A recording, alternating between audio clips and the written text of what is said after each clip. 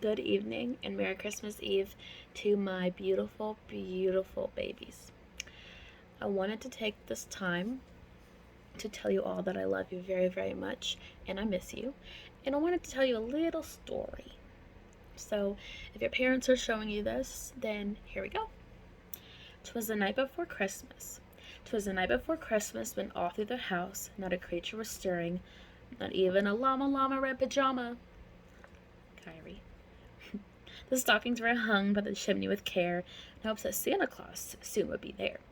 The children were snuggled all up in their bed, while visions of T-Rexes and tornadoes and llamas and Tom and Jerry's and Spider-Mans danced in their head.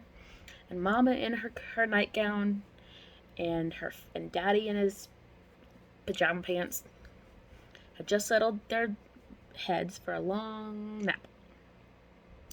Oh, when on the roof there came such a clatter, big noise. I got out of my bed to see what was going on. Away to the window I flew like a flash. To open the shutter and threw up the sash, he opened the window. The moon on the breast of the new-fallen snow gave the luster of midday to objects below. That just means that the snow and the moon were shiny so you could see stuff. What to my wondering eyes would appear but a miniature sleigh and 8 tiny reindeer. Do you know the reindeer? With a little old driver, so lively and quick. He was happy and fast. I knew in a moment it must be Santa. More rapid than eagles, his coursers they came, and he whistled and shouted and called them by name.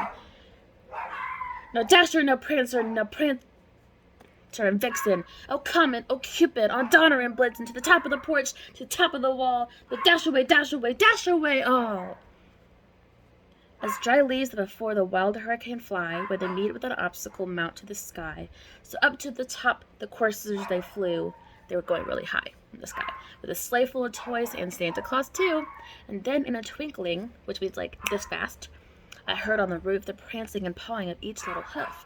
As I drew in my head and was turning around, down the chimney, Santa came down. He was dressed all in fur from his head to his foot.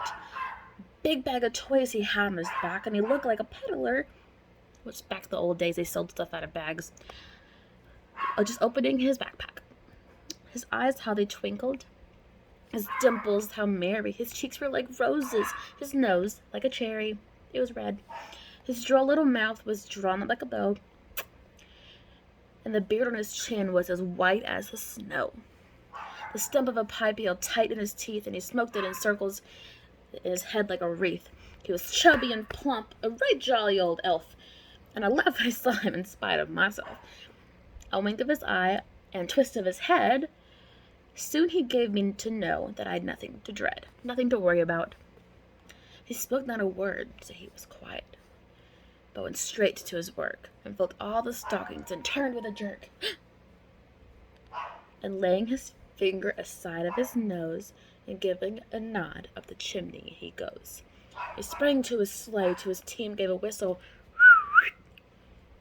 and away they all flew like the down of a thistle. That just means they went real fast. But I heard him exclaim as he drove out of sight, Happy Christmas to all, and to all a good night.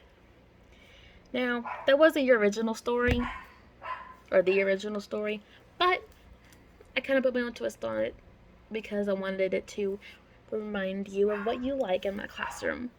Now for Christmas, I hope you get everything you want, and I cannot wait to see you in the new year. I love you.